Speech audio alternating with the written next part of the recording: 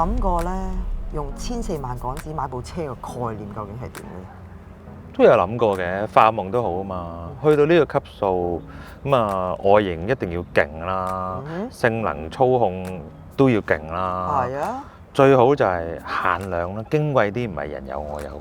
但係你呢3個元素好多車都曾經出現過啊！你都講得啱，但係我哋今日介紹嘅呢部車，你睇下頭玻璃、側玻璃、車頂都冇嘅喎。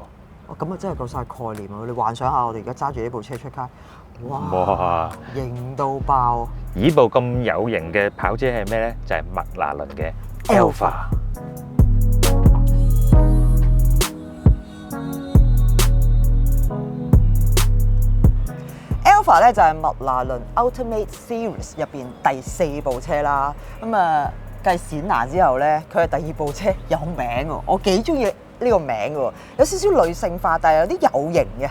我都自己都幾中意嘅。咁其實咧，點解呢個車叫 Alfa 咧？就係呢件事源於60年代啦。咁當時麥拿倫車隊咧有部好犀利嘅戰車叫 M1A 啦。呢部 M1A 咧就係當時同一間叫 Alfa Cars 嘅賽車公司合作做出嚟嘅。咁呢個名就係紀念呢件事。好多香港車迷咧對 Alfa 咧都唔會算太陌生嘅，因為其實佢舊年咧短暫嚟過香港嘅，嗰陣時就藍色車身嘅。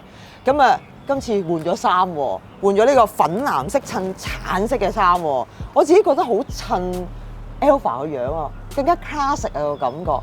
咁呢個橙藍色嘅拉花咧，其實係 MSO 部門咧特登為 Alfa 打造嘅 Gulf Theme Project。咁啊，呢部車咧喺舊年年尾咧，英國 Goodwood 咧第一次出現，而家唰一聲嚟咗香港同車迷見面啦。咁我相信咧，好多車迷咧對呢個 Gulf 嘅拉花咧都係好熟悉㗎啦。咁麥拿倫同 Gulf 嘅關係咧，其實就源於60年代啦。當時 Gulf 就贊助咗好多麥拿倫嘅戰車出征賽事啦。咁最為人熟悉嘅咧，當然係90年代嘅 F1 GTR 啦。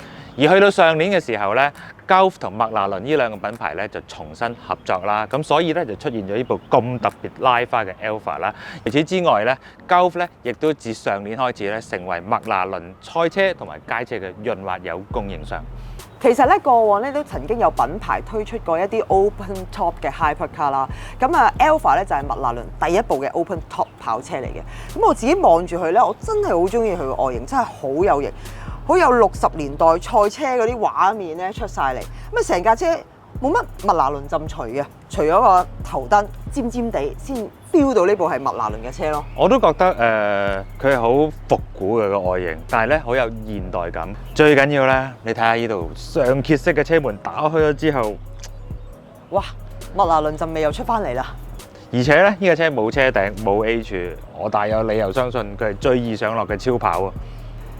除咗道門特別之外咧 ，Alfa 嘅另一個賣點咧就係輕，佢而家係麥拿倫最輕嘅一部超跑嚟嘅。冇錯啦，輕巧咧喺超跑係非常之重要嘅元素啊！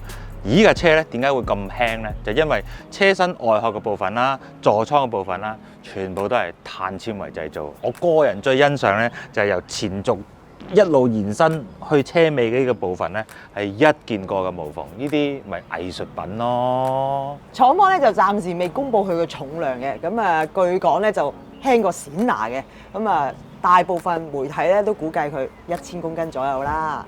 咁啊除咗輕之外咧，超跑嘅另一個特色當然就係空氣動力學啦。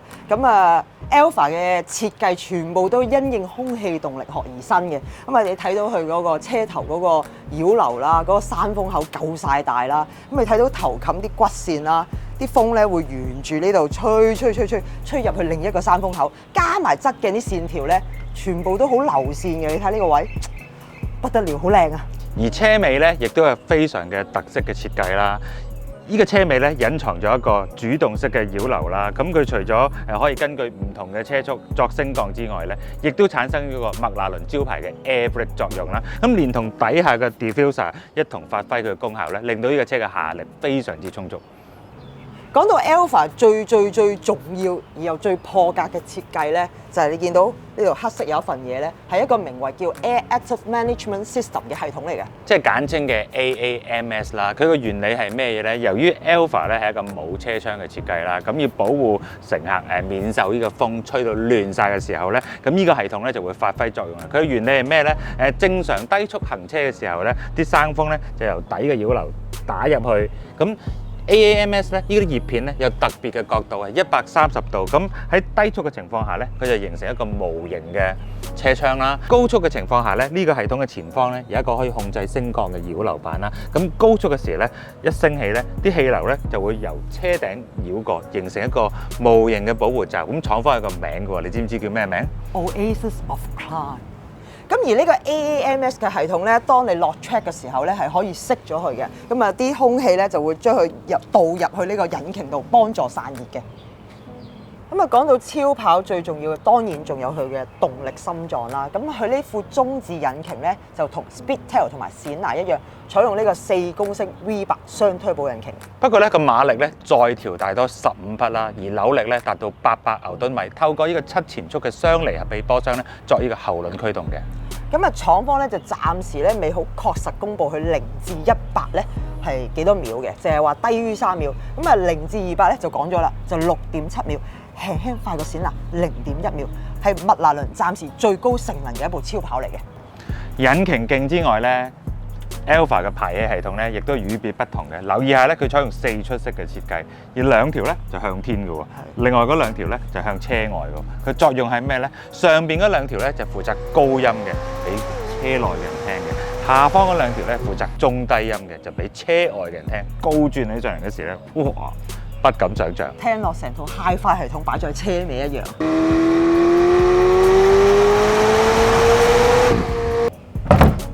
其實真正嘅音響系統當然喺個車廂入邊啦。你睇一套喇叭喺晒我哋嘅頭枕後面嘅，而呢套喇叭咧仲係有防水級嘅。喇叭嘅設計咧係全天候嘅，而我哋整個車廂咧亦都係全天候防水。我哋坐緊呢張凳咧，亦都係唔簡單嘅。佢用咗呢個 Lasa 嘅物料啦，防水防污。你睇下呢個示範車咧，其實已經好多人坐過㗎啦，但係咧佢依然係保持雪白，證明呢隻物料咧真係得㗎喎。可以買白色籠啦。個感覺就好似揸咗個遊艇出街，我唔怕落雨㗎。不過講到個車廂設計啦，廠方好強調一樣嘢，就好希望你好似置身喺車外咁。咁啊，你嘅視線度咧，你見到好多車身藍色嘅部分啦，咁個感覺咧就唔係坐喺車廂入邊。廠方咧就奉行呢個簡約嘅路線嘅，咁你見到咧實體掣係唔多啦，軚盤上咧亦都冇任何按鈕嘅，咁大部分嘅操控咧就靠呢個中央嘅輕觸式屏幕去進行啦，而呢個儀表板咧亦都係全 digital 嘅。咁簡潔嘅車廂咧，比較搶眼就係4個出風口啦，2個喺波箱槽，2個喺車門。估唔到呢部車都有冷氣喎。暖氣都得啫。咁波箱槽上邊咧亦都有其他操作嘅，咁 engine start 啦。D 波、N 波、L 波嘅操控啦，咁你要轉波嘅時候可以控制佢向前向後啦。你真係要玩嘅時候，梗係用撥片啦。咁最後要交代啊，當然就係佢嘅罕有程度啦，全球限量149部。哇！即係得149個人可以擁有 Alpha。冇錯，身價方面，車價140萬英鎊，未連 option 啦，未連稅啦，唔知有冇人出牌咧？若然你考慮出牌嘅話咧，亦都唔需要擔心喎，因為右軚版本嘅 Alpha 咧，就算冇咗個頭玻璃咧，一樣可以合法出到牌喎。唔知幾時有得揸咧？